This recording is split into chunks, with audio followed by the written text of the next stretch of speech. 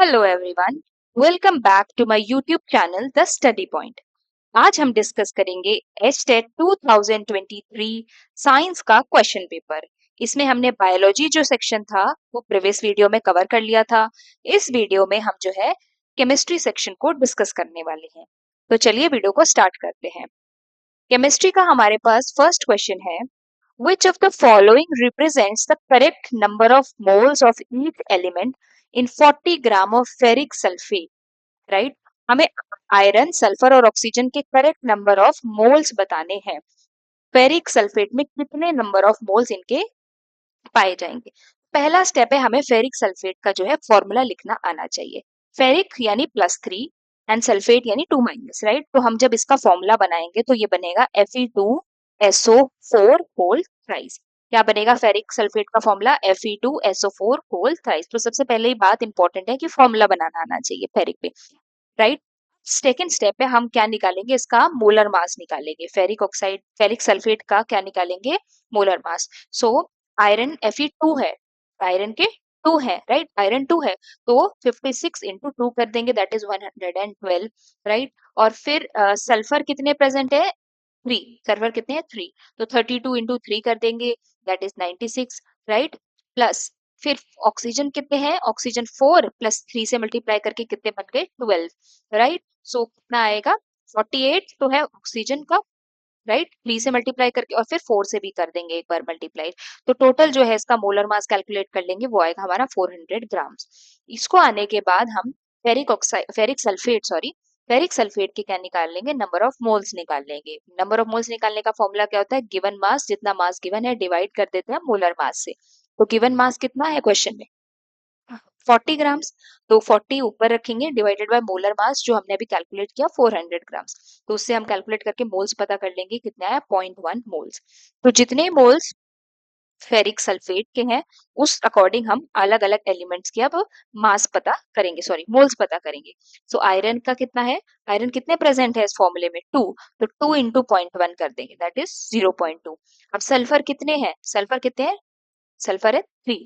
तो 3 इंटू 0.1 कर देंगे तो कितना आएगा? 0.3, राइट। फिर हमारे पास नेक्स्ट क्या है? ऑक्सीजन। ऑक्सीजन के कितने हैं? 4 तो ये हो गए, और 3 से मल्टीप्लाई होल थ्राइस करते हैं तो 3 से मल्टीप्लाई और हो रहा है, यानी 12। तो 12 को जब 0.1 से मल्टीप्लाई करेंगे तो कितना आएगा? 1.2। सो कितने आएंगे? 2, 0.3 और 1.2। सो ऑप्शन नंबर जो 3 है वो इसका करेक्ट आंसर होगा। अगला क्वेश्चन देखते हैं, match the column 1 with column.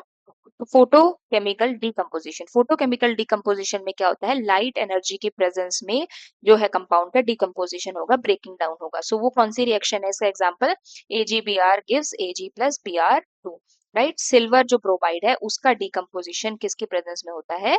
Sunlight की प्रेजेंस में। अगला देखते हैं डिस्प्लेसमेंट रिएक्शन। डिस्प्लेसमेंट रिएक्शन में क्या होता है? जब एक हाईली रिएक्टिव एलिमेंट, हाई जो है इसका जो रिएक्टिविटी ऑर्डर में जो हाई पोजीशन पे आता है, आगे आता है, वो जो अपने से लो रिएक्टिविटी एलिमेंट को रिप्लेस कर they from it salt solution, उस प्रोसेस को क्या बोलते हैं? डिस्प्लेसमेंट रिएक्शन बोलते हैं। तो यहाँ पे मैग्नीशियम जो है कॉपर से ज्यादा रिएक्टिव है, तो कॉपर सल्फेट से वो कॉपर को रिप्लेस कर देगा और खुद जाके जुड़ जाएगा। तो बनेगा क्या? MgSO4 और कॉपर। इस तरह की रिएक्शन का एग्जाम्पल डिस्प्लेसमेंट की का ये है, राइट। तो इससे देखें तो डी का थर्ड, डी का क्या है? थर्ड एक ऑप्शन, और इसमें भी देखने को मिल रहा है। और ए का क्या है? फोर्थ। ए का क्या है? फोर्थ, दोनों ऑप्शन में है। चलिए तो आगे बढ़ते हैं, right. Thermal decomposition. Thermal decomposition क्या होता है? जब किसकी प्रेजेंस में ब्रेक डाउन हो? टेम्परेचर, टेम्परेचर यानी हाई टेम्परेचर की प्रेजेंस में अगर ब्रेक डाउन हो रहा है तो उसको बोलते हैं, राइट। तो जब हीट की प्रेजेंस में ब्रेक डाउन होता है उसको बोलते हैं थर्मल डिकम्पोजिशन। और इसका एग्जाम्पल क्या है? Potassium chlorate. KClO3 को पोटेशियम क्लोरेट बोलते हैं। पोटेशियम क्लोरेट का ब्रेकडाउन होना KCl में और ऑक्सीजन में क्या है? थर्मल डिकम्पोजिशन का एग्जांपल है। सो बी का फर्स्ट, बी का फर्स्ट, सो यही ऑप्शन जो है करेक्ट होगा। आगे देख लेते हैं, आगे बचा क्या? Electrolysis. Electrolysis is in the presence of electricity. Electricity की प्रेजेंस में अगर ब्रेकडाउन हो उसको इलेक्ट्रोलाइसिस बोलेंगे। और वो किस में देखने को मिलता है? एल्यूमिनियम ऑक्साइड, जो कि क्या देता है? एल्यूमिनियम और ऑक्सीजन। सो सी का 2, सी का 2। सो यस, ऑप्शन नंबर जो 1 है वो इसका करेक्ट आंसर होगा। नेक्स्ट क्वेश्चन देखते हैं, study the Venn diagram carefully, right. पहले हमें वेन डायग्राम दिया हुआ है, ए बी सी को आइडेंटिफाई करना है। पहला स्टेप है ABC को आइडेंटिफाई करो, ABC क्या दिखा रहे हैं इस वेन डायग्राम के थ्रू। तो अगर आप देखें ए दिखा रहा है कि किसी लिक्विड में क्या डिस्पर्स्ड है, सॉलिड डिस्पर्स्ड है, राइट। ए क्या है, ए दिखा रहा है कि किसी लिक्विड में क्या डिस्पर्स्ड है, सॉलिड डिस्पर्स्ड है। जिस चीज में किसी चीज को डिस्पर्स किया जाए उसको बोला जाता है मीडियम, ठीक है, डिस्पर्जन मीडियम। और जिस चीज को डिस्पर्स किया जाए उसको बोलते हैं डिस्पर्जन फेज। सो सॉलिड को अगर लिक्विड में डाल रहे हैं तो लिक्विड यहाँ पे डिस्पर्जन मीडियम होगा, मीडियम, एंड सॉलिड क्या होगा, डिस्पर्जन फेज होगा, राइट। ये कोलॉइडल सॉल्यूशन बना रहा है ए, राइट। सो ए क्या दिखा रहा है हमें, सॉलिड इन लिक्विड दिखा रहा है, ए क्या दिखा रहा है, सॉलिड इन लिक्विड। बी देखते हैं, बी क्या दिखा रहा है, गैस, और गैस के अंदर क्या हमारे पास इमर्स्ड है, सॉलिड, राइट। सो गैस जो है वो यहाँ पे क्या है, डिस्पर्जन मीडियम है, और सॉलिड क्या है, dispersion phase, right. So B is showing solid in gas. C की बात करते हैं, सी दिखा रहा है कि गैस है, और गैस के अंदर क्या सस्पेंडेड है, क्या इमर्स्ड है, लिक्विड। सो गैस जो है हमारे पास क्या है, डिस्पर्जन मीडियम है, और लिक्विड है डिस्पर्जन फेस। तो सी डिपिक्ट कर रहा है लिक्विड इन गैस। अब इसी के अकॉर्डिंग हमें ऑप्शंस को जो है एलिमिनेट करके सही आंसर पर पहुंचना है। जो मिस्ट होती है, मिस्ट एग्जाम्पल है लिक्विड इन गैस का। मिस्ट किसका एग्जाम्पल है, लिक्विड इन गैस। ए को दिखा रखा है, बट क्या ए में लिक्विड इन गैस था, नहीं। ए क्या आइडेंटिफाई किया हमने, ए क्या था, liquid in solid in liquid, liquid in gas नहीं हो सकता, तो ए तो गलत हो गया।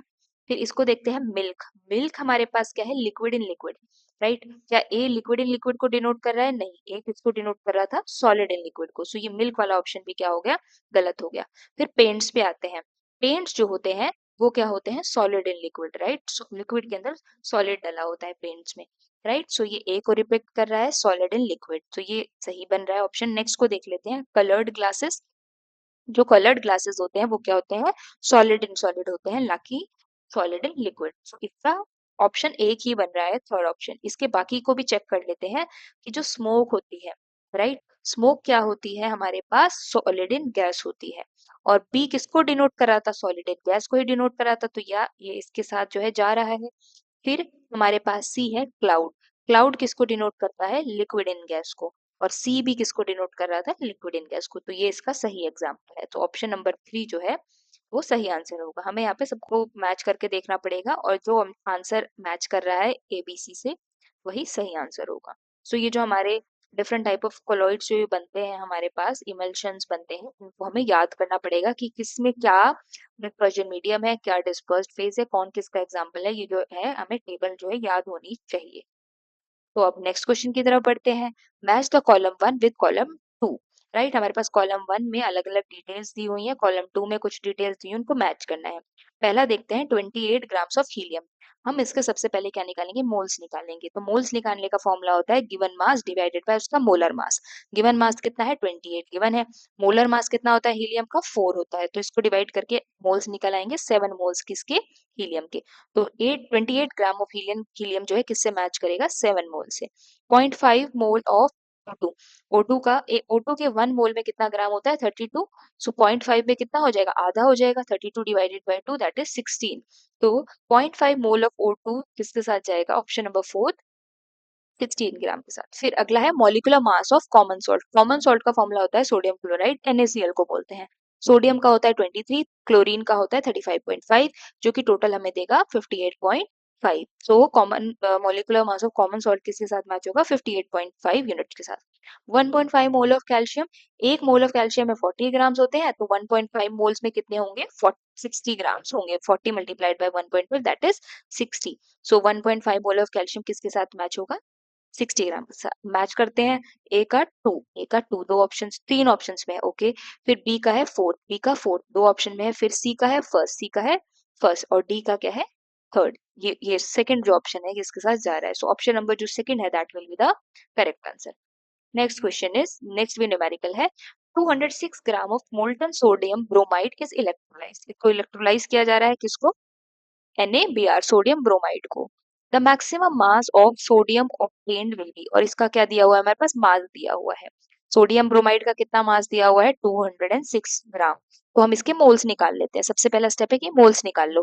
तो मोल्स निकालने के लिए हमें क्या चाहिए होता है, गिवन मास को डिवाइड कर देते हैं मोलर मास से। तो गिवन मास तो हमारे पास 206 है, मोलर मास कैसे निकालेंगे, Na में क्या होता है 23 सोडियम का, और Br का कितना होता है 80, ब्रोमीन का 80, तो कितना आ जाएगा टोटल 103 ग्राम्स। तो डिवाइड कर देंगे 103 से, तो कितने नंबर ऑफ मोल्स आ गए सोडियम ब्रोमाइड के, 2 आ गए, राइट। अब एक NaBr अगर एक सोडियम प्रोड्यूस कर रहा है, एक मोल NaBr का कितना सोडियम प्रोड्यूस करता है, एक सोडियम प्रोड्यूस करता है। सो अगर ये 2 मोल्स होते, कितने मोल्स होते इसके, 2 मोल्स होते, तो कितने मोल्स प्रोड्यूस होंगे सोडियम के, सोडियम के भी 2 मोल्स ही प्रोड्यूस होंगे। So right, so 2 moles will be of sodium. एक मोल सोडियम का मास कितना होता है 23, दो का कितना हो जाएगा 2 इंटू 23, दैट इज 46। तो यही जो है मैक्सिमम मास होगा सोडियम का जो प्रोड्यूस किया जा सकता है। सो ऑप्शन नंबर सेकंड 46 इसका करेक्ट आंसर होगा। So option number 2। Next question देखते हैं। Match the mixture given in column 1 with their method of separation given in column number 2।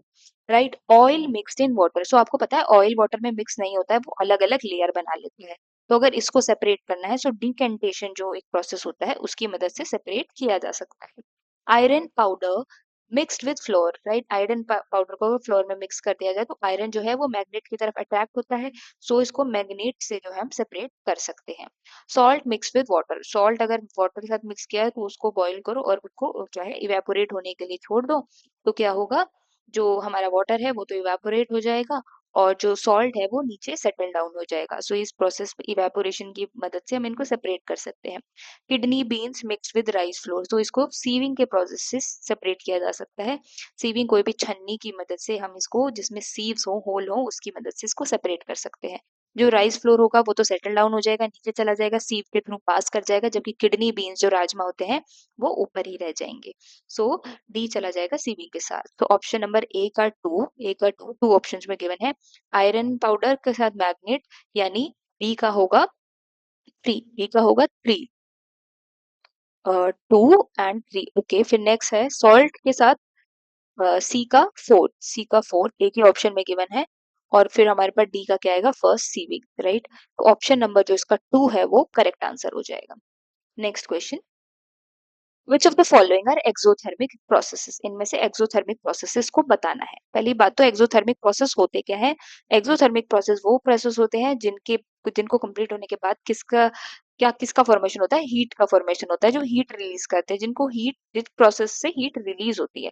और एंडोथर्मिक प्रोसेस क्या होते हैं, जिन प्रोसेस को करवाने के लिए हीट की रिक्वायरमेंट होती है। जो रिलीज करे वो एक्सोथर्मिक, जिसको हीट की रिक्वायरमेंट हो वो एंडोथर्मिक। तो जो क्विक लाइम है, जब उसको वाटर के साथ मिक्स करते हैं, क्विक लाइम जो होता है कैल्शियम ऑक्साइड को बोला जाता है। तो कैल्शियम ऑक्साइड को जो वाटर के साथ मिक्स करते हैं, जो कैल्शियम हाइड्रोक्साइड का फॉर्मेशन होता है along with heat is release. तो ये जो प्रोसेस है कैसा हो गया, एक्सोथर्मिक हो गया, राइट। इसी तरह dilution of N acid, acid को जब वाटर में आप जो रिलीज कर दोगे, जब डाल दोगे, तो उसकी वजह से हाइड्रोजन बॉन्ड्स का फॉर्मेशन होता है एसिड मॉलिक्यूल्स में और वाटर मॉलिक्यूल्स में। तो जब बॉन्ड फॉर्मेशन होता है तो क्या एनर्जी रिलीज होती है। सो ये प्रोसेस भी कैसा हो गया, exothermic, right. Evaporation of water जो है वो क्या है, आपका एंडोथर्मिक प्रोसेस है, ना कि एक्सोथर्मिक, क्योंकि इवेपोरेशन के लिए एनर्जी चाहिए और ये एनर्जी कहाँ से एब्जॉर्ब होती है, सराउंडिंग से एब्जॉर्ब होती है। तो ये एंडोथर्मिक हो गया। Sublimation of camphor crystal, sublimation होता है जब कोई सॉलिड डायरेक्ट अपने वेपर फेज में कन्वर्ट हो जाए, तो उसको सब्लिमेशन कहते हैं। और इस प्रोसेस को करवाने के लिए भी एनर्जी की रिक्वायरमेंट होती है, एनर्जी देनी पड़ती है। तो ये दोनों प्रोसेस कैसे हो गए, एंडोथर्मिक हो गए, जबकि ऊपर के जो दो हैं वो कैसे हैं, एक्सोथर्मिक है। सो ऑप्शन नंबर 1 एंड 2 वाले सही आंसर होगा, these will be exothermic reactions. Moving to next question, the chemical formula of cryolite. तो जो क्रायोलाइट होता है वो एक एल्यूमिनियम का ओर है, किसका है, एल्यूमिनियम का ओर है, राइट। और इसका फॉर्मूला क्या होता है, Na3Al F6, Na3Al F6। Option number 2 जो है इसका सही आंसर होगा। कुछ ऐसा दिखता है क्रायोलाइट, राइट, ये इसका ओर है, एल्यूमिनियम का ओर होता है। नेक्स्ट क्वेश्चन देखते हैं, which of the following statement is not true, इनमें से कौन सी स्टेटमेंट ट्रू नहीं है। When a candle burns both physical and chemical changes takes place, बिल्कुल सही बात है, कैंडल जब बर्न करती है दोनों चेंजेस होते हैं, केमिकल चेंज भी देखने को मिलता है, बर्निंग जो प्रोसेस है केमिकल प्रोसेस है, combustion is a chemical process.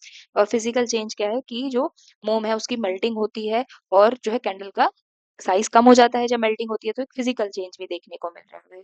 फिर तो ये स्टेटमेंट कैसी हो गई, सही हो गई।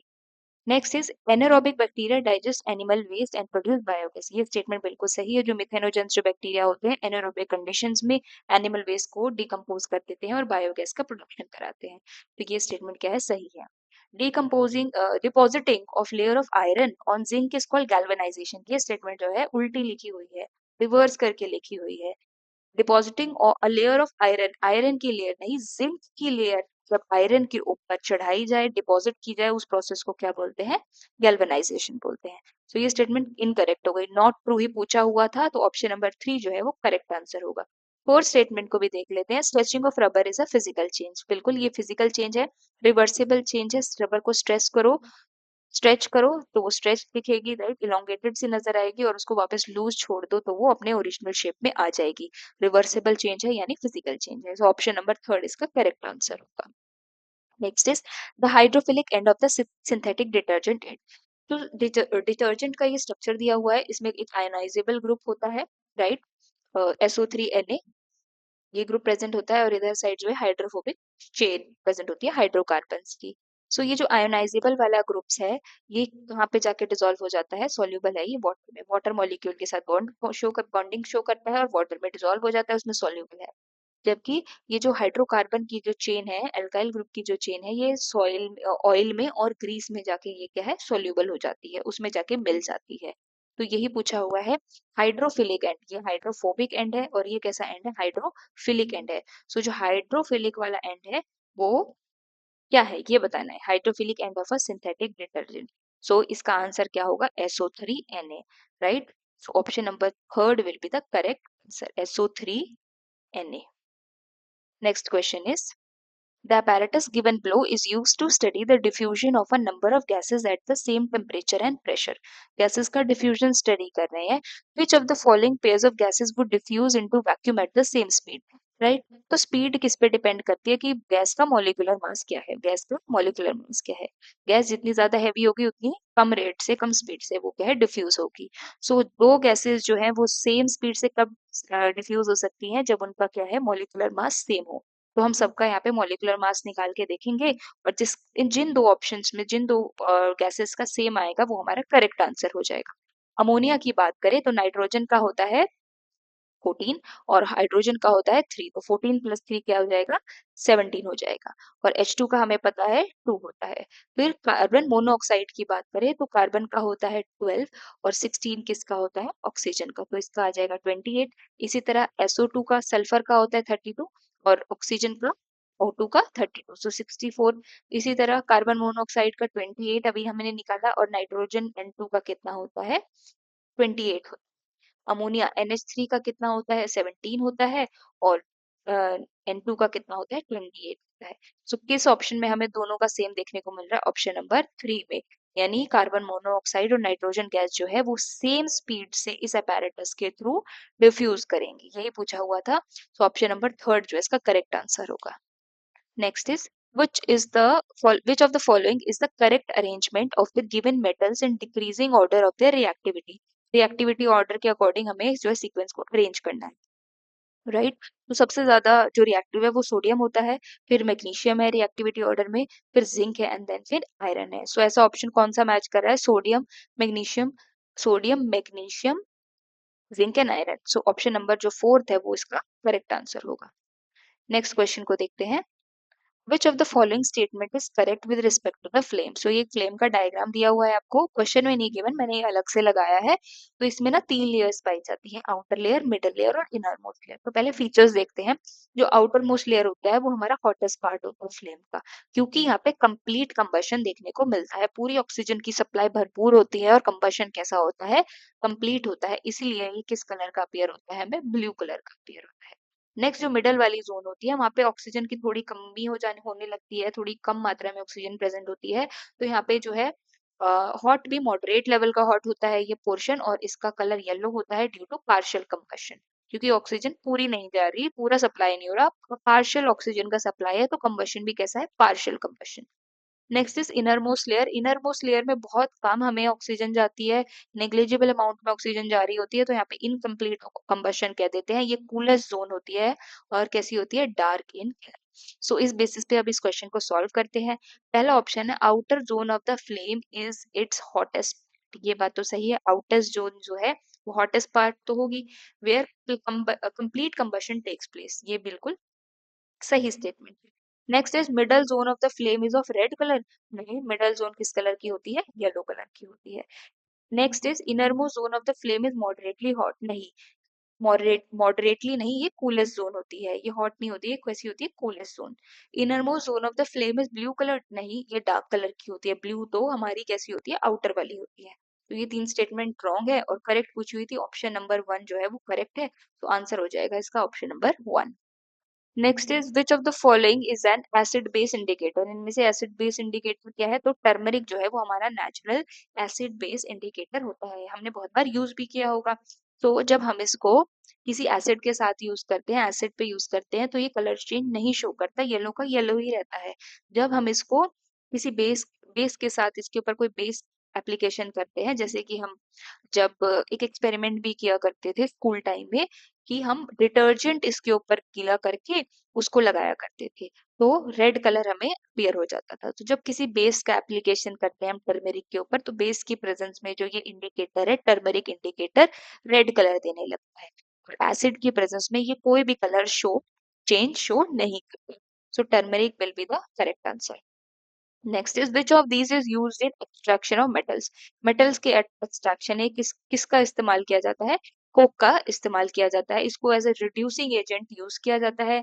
जो मेटल को उसके मेटल ऑक्साइड से, जो मेटल जिस भी फॉर्म में प्रेजेंट है, ऑक्साइड, नाइट्रेट, किसी भी फॉर्म में जो भी प्रेजेंट है, तो उसको रिड्यूस करके मेटल को अलग कर देता है। सो कोक एज अ हम क्या यूज करते हैं, मेटल के एक्सट्रैक्शन के लिए यूज करते हैं। Next is a brown coal low in carbon content, 60 to 70% high in moisture content and generally used in power plants to produce electricity is। ऐसा कौन सा कोल होता है जो कार्बन कंटेंट में क्या है, कम मात्रा में पाया जाता है, इसमें थोड़ा कम मात्रा में कार्बन है, 60 से 70% ही है, मॉइस्चर कंटेंट बहुत ज्यादा होता है, और इसको पावर प्लांट्स में इलेक्ट्रिसिटी प्रोडक्शन के लिए यूज करते हैं। तो ऐसा कौन सा होता है, लिग्नाइट को बोलते हैं। पीट तो अभी हमारा जो है पूरी तरह से कोल माना ही नहीं जाता, ये ऑन द प्रोसेस है, ऑन द वे है to become a coal, right, ये अभी कोल माना ही नहीं जाता, ये अर्ली स्टेज में है फॉर्मेशन के। फिर जो बिटुमिनस कोल होता है, बिटुमिन जो होता है, उसमें 45 से 86% जो है कार्बन कंटेंट पाया जाता है।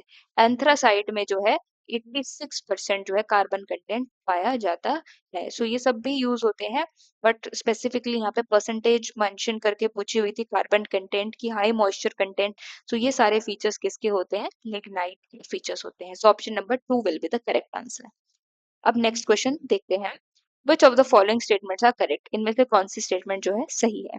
Temperature changes during the change of a state, तो ये जो स्टेटमेंट है, ये स्टेटमेंट की क्या है, गलत है।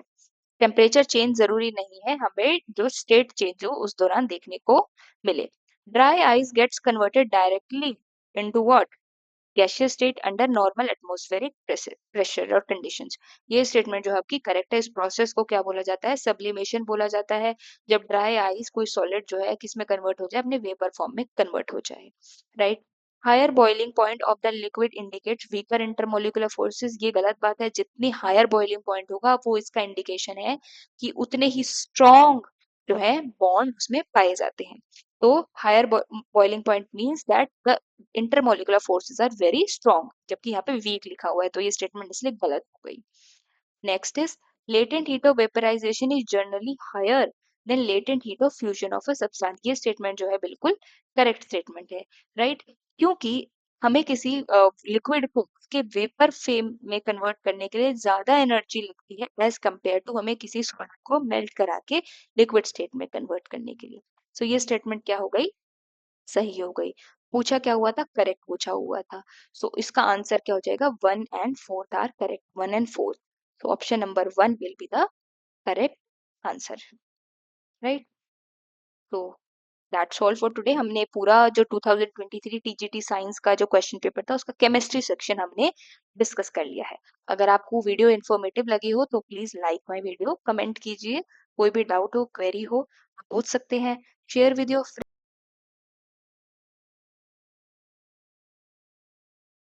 की नोटिफिकेशन मिल जाए। तब तक के लिए देखते रहिए मेरे चैनल को and stay tune for the next videos. Thank you so much.